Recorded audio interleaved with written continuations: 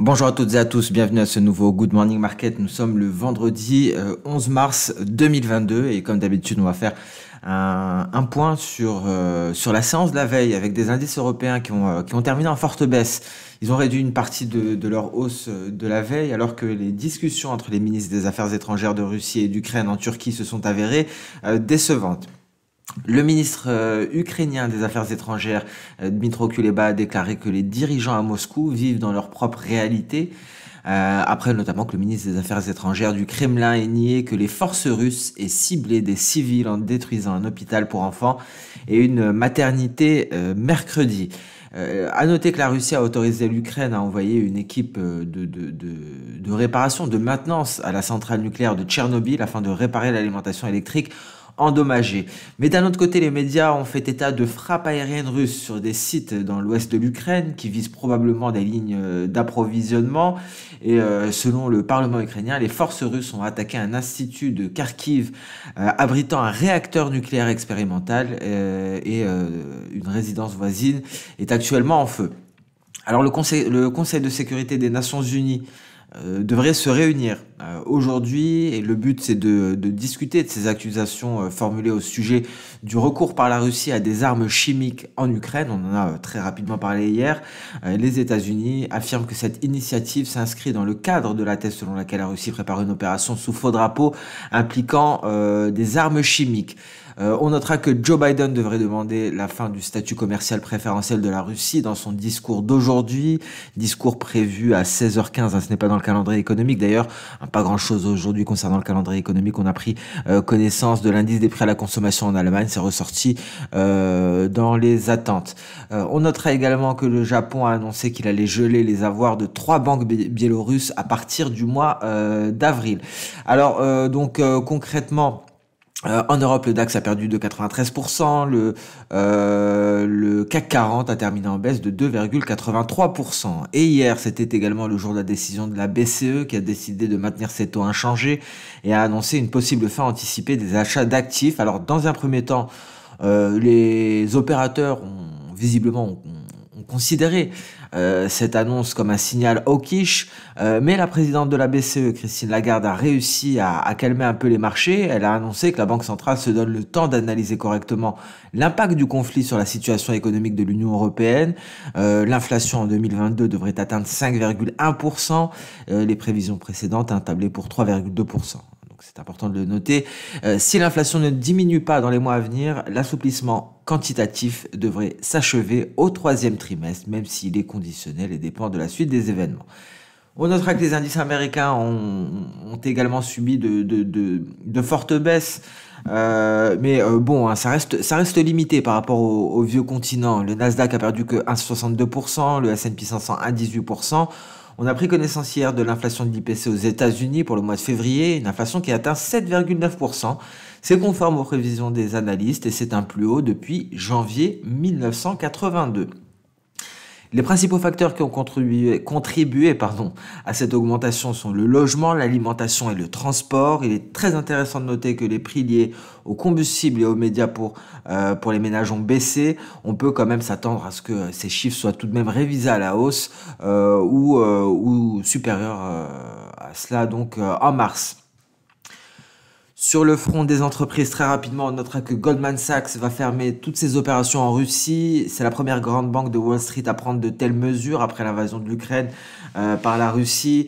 Dans le même temps, l'action d'Amazon a augmenté de 5% après que la société a annoncé un fractionnement d'actions à raison de 20 pour 1 et un programme de rachat d'actions de 10 milliards de dollars. Sur le marché des matières premières, on a eu donc une légère hausse du dollar. Ce n'est pas les matières premières, mais ça impacte sur toutes les matières premières qui sont cotées en dollars américains. Le 10 ans américain est revenu à 2%. Et donc l'or a légèrement augmenté, mais n'a pas réussi à franchir le seuil psychologique des $2000. Il y a eu une pression baissière sur le marché pétrolier, comme vous pouvez le voir ici. Depuis les sommets, on a perdu presque 20%. À l'heure actuelle, les opérateurs pétroliers sont en train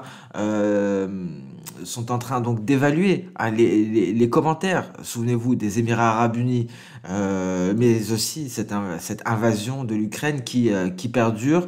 et donc hein, on est actuellement aux alentours des 107,50 $ pour le WTI, 111,18 $ pour le Brent. Et toujours concernant le marché pétrolier, on avait parlé de Keystone XL hein, d'ailleurs, ce projet qui avait été abandonné par Joe Biden quelques heures après son investiture pour des raisons écologiques. On notera que le Canada étudie la possibilité d'accroître l'utilisation de ces oléoducs vers les États-Unis. D'un autre côté, l'Arabie Saoudite déclare que la raffinerie a été touchée par une attaque de drone. Mais les opérations de cette raffinerie et l'approvisionnement ne sont pas affectés. Un mot sur le nickel très rapidement. Le LME, le London Metal Exchange, a annoncé que les échanges de nickel ne reprendront pas aujourd'hui. Voilà pour le contexte de marché, voilà pour les différentes informations et un petit update sur la situation en Ukraine. Qu'en est-il du DAX? Le DAX qui s'est replié hier, on revient à la projection de Soda encore une fois. Ce support tient bon. Je vous rappelle, comme nous l'avons dit hier, seule une cassure de ce support permettrait d'envisager un retour aux 12 600 points environ. Pour le moment, ça tient bon. Ce qui nous intéressera énormément, c'est la situation H4. Donc vous voyez, on a un nuage Ishimoku ici. Bon, ici concrètement, c'est neutre. Tant qu'on est sous la SSB, la SSB, oui c'est cela, et au-dessus de la Kijun, on est dans une sorte de zone de neutralité. Donc ici, dans le rectangle rouge. Pour qu'il y ait un déséquilibre haussier, donc un signal d'achat, il faut une sortie par le haut du nuage. Donc concrètement, il faut s'installer au-dessus des 13 600 points. On notera que ça va être compliqué. Pourquoi? Parce que la lagging span doit franchir pour cela la Kijun. Si elle le fait, si la lagging span franchit la Kijun, là effectivement on peut s'attendre à une hausse de plus de 3% pour le DAX et donc tenter éventuellement de se hisser au-dessus des 14 000 points. Ça, c'est le scénario haussier qui est conditionné par la cassure de la Kijun, par la lagging span et donc par la sortie du nuage par le haut. Le scénario baissier à présent, c'est en cas de cassure de cette Kijun H4 et dans ce cas-là, c'est retour vers les plus bas récents. Et donc, on est dans une certaine zone de neutralité. On va voir concernant les indices américains, c'est très intéressant également. Toujours en zone de correction, hein, le Nasdaq. Pas grand-chose pour le moment. Ici, c'est une traversée de nuages qui est attendue éventuellement. Et si on traverse le nuage, on pourrait aller chercher une éventuelle ligne de coup qu'on a abordée hier. Et cela nous formerait, comme on peut le voir ici, cela permettrait de finaliser la formation d'un double creux. Voici le premier creux, voici le second creux. Donc, cela permettrait une réelle reprise du Nasdaq et ça pourrait aboutir à un Nasdaq à 15 500 points. Donc on attend aujourd'hui, tout dépendra de l'éventuel franchissement du nuage. On notera tout de même un twist à ce niveau-là. Est-ce qu'on aura la traversée du nuage aujourd'hui? C'est pas sûr, mais en tout cas voilà pour le scénario haussier. Scénario baissier, c'est si on casse les 13 340 points. Dans ce cas-là, on revisite les creux aux alentours des 13 100 points. Si ça casse 13 100 points, on s'effondre. S&P 500 en données H4. La situation est la même, on a un éventuel ici double creux et il faut réussir à sortir du nuage par le haut. Grosse résistance intermédiaire à 4340 points tout de même. Le Dow Jones c'est exactement pareil, la grosse résistance est à 34 000 points. Le seuil psychologique des 34 000 points, si on casse les 34 000 points, on peut estimer ici que l'on a un double creux et donc on pourrait éventuellement réaliser l'objectif théorique pour aller chercher les 35 500 points. On passe à présent sur le compartiment des crypto-monnaies avec donc souvenez-vous, on en avait parlé hier, ça c'est le Bitcoin en données journalières. Alors excusez le graphique un peu chargé, hein, j'ai beaucoup d'éléments avec Ishimoku, l'oblique baissière, la trendline donc concrètement qui relie les récents sommets et un éventuel triangle ici que l'on retrouve en gris. Parce que si on sort par le haut du triangle, ce sera une figure de retournement. Si on en sort par le bas, ce sera une figure de continuation. Donc cela présagerait une continuation de la tendance baissière. Hein. C'est un triangle symétrique, donc on ne peut pas... les probabilités ne plaident ni en faveur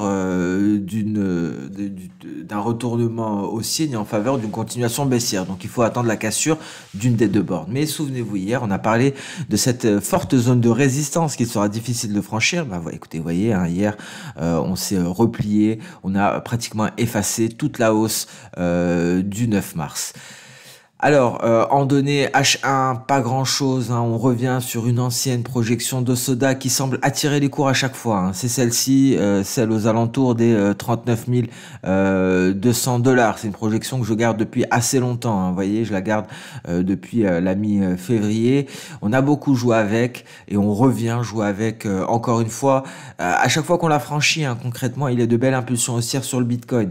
C'est ça qu'il est important de savoir. C'est pour ça que je garde cette projection de Soda. Vous voyez, à ce niveau-là, lorsqu'on l'a cassé franchement, hein, cela s'est soldé par une hausse de plus de 10%, 13% environ.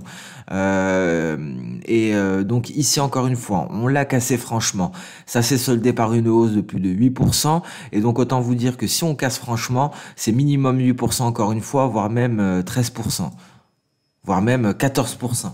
Donc c'est pour ça que je la garde, pour ça que je garde ce niveau des 39 200 dollars, hein, parce que par le passé, ça a donné un bon signal. Alors d'un point de vue baissier, pas tant que ça. Une seule fois, on a eu un très bon signal baissier, c'était ici, hein, la première fois qu'on l'a cassé franchement, ça s'est soldé par un repli de 13%. Mais depuis, on tient bon. Et donc, à voir, hein, ce qui va se passer à l'heure actuelle. Est-ce qu'on va réussir à le franchir, ce niveau-là? Est-ce qu'on va, dans la foulée, franchir le nuage, hein? Donc, dans ce cas-là, c'est retour aux 42 300 dollars. L'Ethereum. En données journalières, on avait eu le même raisonnement pour l'Ethereum. On avait noté ce cluster de résistance formé par une moyenne mobile simple à 50 périodes, une Tenkan et une Kijun. On se replie à son contact et donc ici en données H4 on a tout de même un gros nuage, hein, à ce niveau là. Il faudrait éventuellement se hisser au-dessus des 2750 dollars pour envisager un retour au psychologique des 3000. On passe à présent sur le compartiment des matières premières, très intéressant, on a de belles configs, on va le voir ensemble. Alors, le gold temporise sous les 2000 dollars l'once, hein. S'il y a un retour de la version au risque, on peut être sûr qu'on va enfin s'installer au-dessus pour aller chercher les 2070 et éventuellement de nouveaux records historiques. On attend toujours les records du gold. Est-ce que ce sera pour aujourd'hui? Peu probable, mais il y a tout de même des chances. Des records historiques sont éventuellement en vue. Attention tout de même ici, c'est intéressant, on a de belles configurations en H4 sur le gold, mais aussi sur le pétrole, on va en parler. Vous voyez, c'est peut-être une figure en épaule-tête-épaule, hein. Donc si on casse les 1973 dollars l'once, on pourra aller chercher les 1885 dollars l'once. Cela correspond à l'objectif théorique. Je vous le rappelle, il suffit de reporter la hauteur de la tête à partir de la ligne de coup et ça nous donne l'objectif théorique. Et donc s'il est réalisé, ça devrait se solder par un repli de 4,4%. Pétrole WTI, 107,80 $. Deux séances de baisse, hein, depuis l'annonce des Émirats Arabes Unis, mais il y a un magma d'informations, on l'a dit hier, concernant le marché pétrolier. Mais en données H4, on pourrait entrevoir un repli. C'est la même chose que pour le gold. Vous voyez, on a une figure en épaule-tête-épaule. On reporte la hauteur de cette figure, ça nous donne un objectif théorique à 84 dollars le baril tout de même. Mais on est en train de réintégrer la figure à l'heure actuelle et on pourrait l'invalider. On est en train de l'invalider, hein. Si on casse... Alors attendez, je vais essayer d'être plus précis. Non, voilà. Donc on pourrait prochainement l'invalider. Je vais tout de même être le plus précis possible. On est sur le point. On est vraiment sur le point de l'invalider, ce niveau, cette figure-là.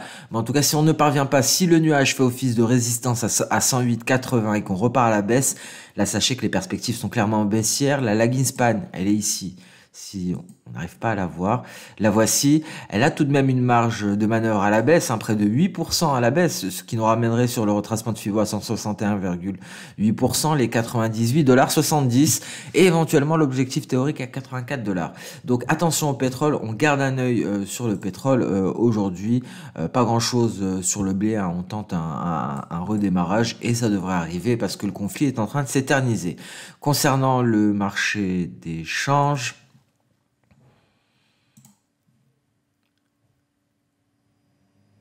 alors, le billet vert a bel et bien repris des couleurs, hein. On l'avait un peu pressenti hier. Vous voyez, en données H4, on avait ce nuage en support qui a permis au dollar de se hisser aux alentours de sa Kijun. Mais la Kijun fait office de résistance, hein. Vous voyez, on a du mal, il y a des mèches supérieures. Mais si on la franchit, on repart peut-être tenter de se rapprocher du seuil psychologique des 100. Et donc l'euro-dollar se replie 1,0997, on est sous les indices.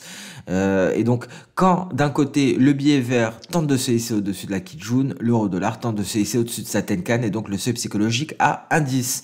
Et sur ce, on met un terme à ce nouveau Good Morning Market. Merci à toutes et à tous pour votre fidélité. Donc, je vous donne rendez-vous dès lundi pour la prochaine vidéo. En attendant, bien entendu, je vous souhaite un excellent week-end, une très bonne séance de trading avant cela. Et je vous dis à lundi pour attaquer la semaine de trading ensemble. Au revoir.